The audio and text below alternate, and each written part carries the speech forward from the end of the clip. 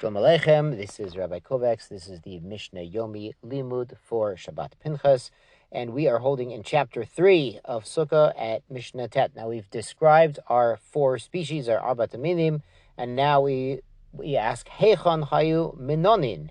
At what point do we waive these 4 species? So during the recitation of the hallel, when we are holding our Lulav and Etrog, all of our 4 species, when do we waive our species? Behodu Lashem Tchila V'Sof. At the Hodu Lashem, both in the beginning, that's the beginning of Tehillim 118, and the Hodu Lashem at the very end. So the beginning and end of the same Tehillah, the same chapter of Tehillim. Ube Ana Hashem Hoshiana, and the Ana Hashem Hoshiana, and also Ana Hashem Hotzlichana comes right after that. Divrei Beit Hillel. That's according to Beit Hillel. Beit Shammai Omrim Af Ba'ana Hashem Hatzlichana. So Beit Shammai says we add the Ana Hatzlichana, not just the Ana Hoshiana. Amar Rabbi Akiva Tzofei Di Rabbi Gamliel Rabbi Yeshua. I saw during Sukkot, during Hallel, where Rabbi Gamliel Rabbi Yeshua Shekol Ha'am Hayu Minanim at Lulavehen. Everyone was waving their Lulav. Vehen Lo Ninu. They weren't waving. Ella Ba'ana Hashem Hoshiana. They're only waving during Hoshiana. So apparently some people were continuing and waving during Hatzlichana, but they were careful only to wave during Hoshiana. Now, the waving itself, the Gemara doesn't explain exactly what happens. However, the Gemara does note that we don't bring our Lulav and Etrog, as we've mentioned, on Shabbos, because somebody might go to a Chacham and ask how exactly to wave it and get a demonstration. They might end up carrying his 4 species in an area that does not have an Eruv on Shabbat.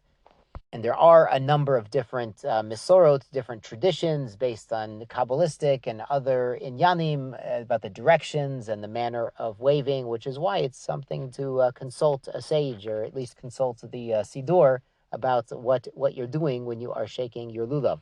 But even though there are some very deep esoteric meanings behind every aspect of the lulav and the etrog and the service, the simple thing to keep in mind is we're doing a mitzvah that Hashem wants us to do, and He told us to do in the Torah, and that's why we're doing it.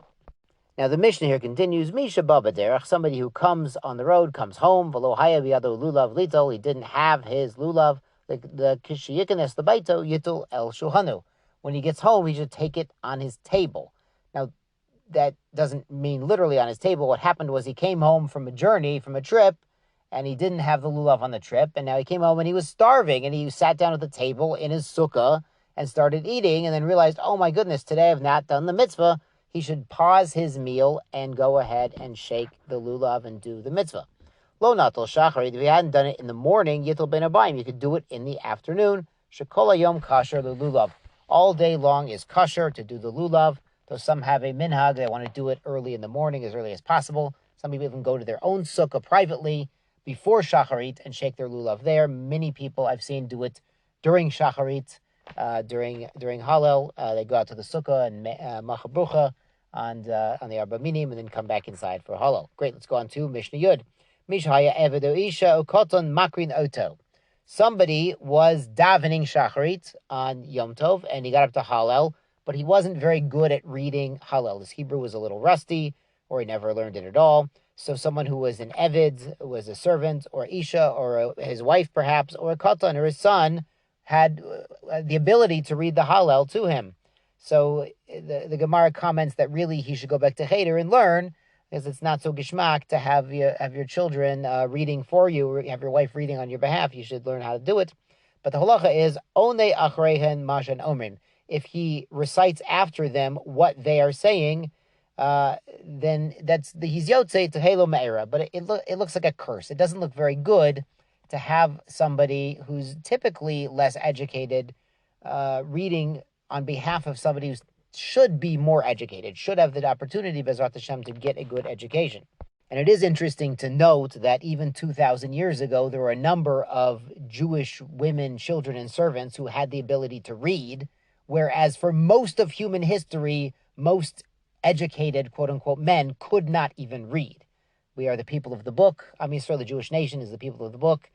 Most Jews, most of the time, thank God, could read, and even some women, children, and avodim could read. It's a beautiful thing to think about. Now the Mishnah here concludes, Im haya godol makrayoto, if a godol, an adult male, was reciting the hallel for everyone else, they were listening, onei acharav hallelujah. They don't have to read it word by word, to repeat it word by word, rather. They can just answer after the leader, the chazan, hallelujah, and be yotze with his recitation of hallel.